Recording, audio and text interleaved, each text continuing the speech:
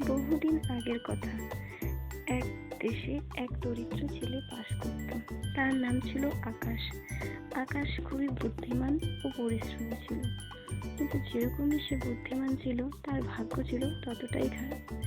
সে অনেক চেষ্টা করেও কোনো কাজ জোগাড় করতে পারে না। একদিন আকাশ জঙ্গলের পাশ দিয়ে যাচ্ছিল। সে হঠাৎ একটি গাছের থেকে আলো দেখতে পেল।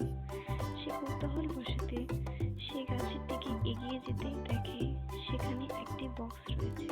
সে বক্সটি খুলে দেখে তার ভেতরে অনেক সোনা দানা, হিরে, অনেক দামি দামি জিনিস ছিল। সে বুঝতে পারলো তার ভাগ্য এবার পরিবর্তন হতে চলেছে। সে বক্সটি নিয়ে শহরের দিকে রওনা দিল।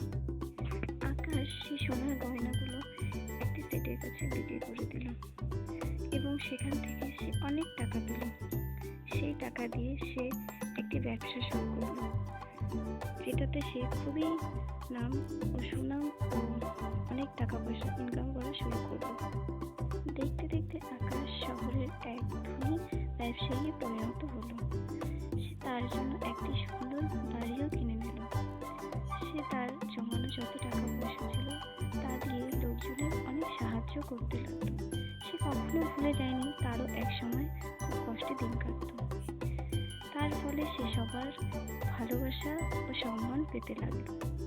এই গল্প থেকে আমরা এটা শিখতে পারছি যে আমরা যতই বড়লোক হয়ে যাই না কেন, আমাদের কর্তব্য সবসময় গরিব দুঃখীদের সামর্থ্য মতো সাহায্য করা।